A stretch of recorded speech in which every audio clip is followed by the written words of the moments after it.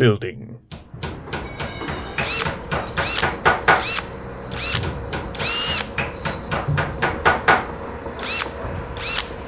Construction complete. What's up guys, it's Salty Mike here at Leyline of Construction, and today we're going to be talking about some interesting things that have happened in the past week. This is a segment that I'm going to be starting called Table Talk, and I'm going to be doing several of these where basically I'm just going to be giving my opinion on what's going on in the Magic the Gathering world, as well as bringing in people from my meta to talk about their opinions and maybe give a brief summary about what their decks are, and so that way you can kind of see what I'm working with in my meta. Before we get into the actual topic, I got to talk about a couple of things, right? So I used to be known as the Salty Commander, and I listened to the Command Zone, just like I'm sure most of you do, and I found out that there was another content creator that was called Salty Commander, and they had been doing content for a while, and actually before me. And when I found that out, I felt really bad, and so I took that responsibility and decided to rebrand myself as Leyline of Construction to avoid any disputes, because that's the last thing that anybody really needs, right? So in any case, I am now Leyline of Construction. Please follow me on Facebook and Twitter, and I'm going to be changing my YouTube channel as well to Leyline of Construction. That being said, if you are already a follower on my Facebook, please make the shift over to Leyline of Construction. I'm going to keep the page up for another week, and then I'm going to have to shut the page down, just so that way, again, I'm trying to avoid any disputes in that manner. So, another thing, if you are living on the island of Guam, and I still live here, so I'm going to continue to give plugs for these guys, new box seats. If you are here on the island of Guam, make sure that you check them out. They are our local game store here, and they have always the latest and greatest stuff for Magic the Gathering products. They recently had the Core Set 2020 pre-release, and I know that you guys got some pretty cool stuff. I know I did. Two of them being, that I'm just going to list off the top of my head, Villis, Broker of Blood, which is going to go in my wife's Kalia deck. Not that it's already powerful enough as it is, but why not? And then I'm going to be building Kaikar. Yeah. And I feel that as an American, born in America, I need to build a deck that's red, white, and blue. And Kaikar perfectly represents that, because I'm going to be finding some spirit synergies and dropping some atom bombs on people.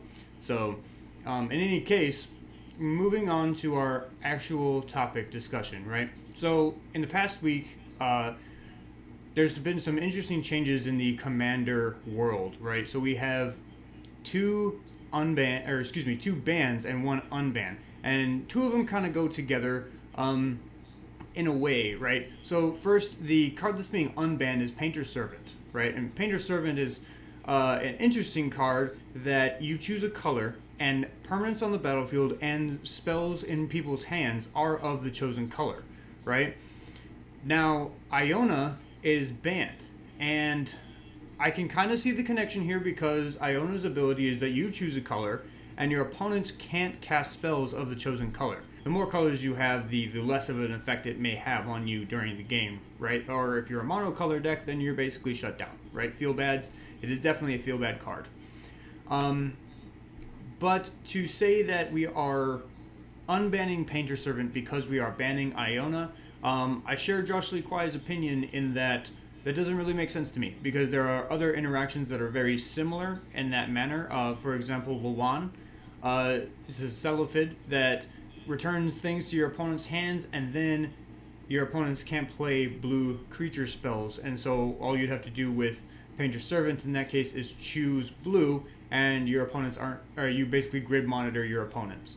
To me, again, to say that we are banning Iona to unban Painter's Servant really doesn't jive with me, doesn't make sense, because of these other interactions, and there's some other goofy interactions that you can have with Painter's Servant as well that create locks or just interesting board states.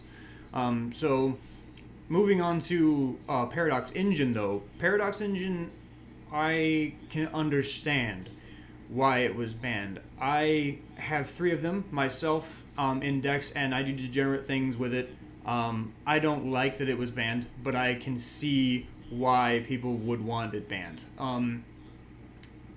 Though it is a card still that it's still 5 to cast. It's getting in that upper mana cost range, and then after you do something, you on its face don't just win the game.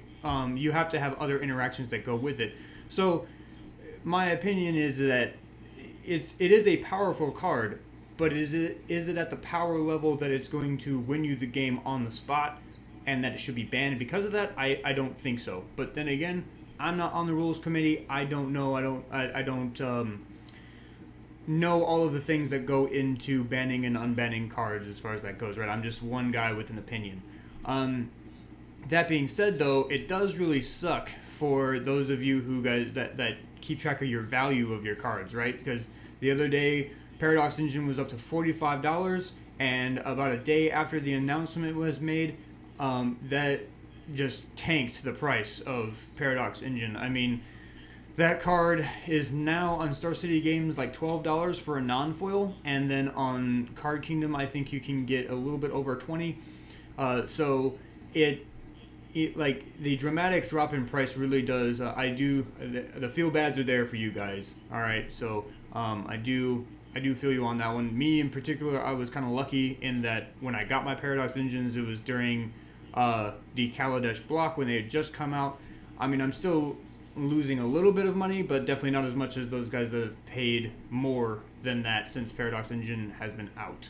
So, in any case, the real point of this video is that basically you guys need to talk amongst your play groups, right? I mean, yes, banning is a big deal. And in a official event or a tournament, in which case that does matter, obviously, myself and people in my play group will make sure that the cards are switched out, so that way we can play in those tournaments legally if we choose to do so, right? But Commander is a casual format, and you can have super jank decks and super powerful decks, and those super powerful decks are probably going to have some of those banned cards, and I know in our play group that is most certainly true.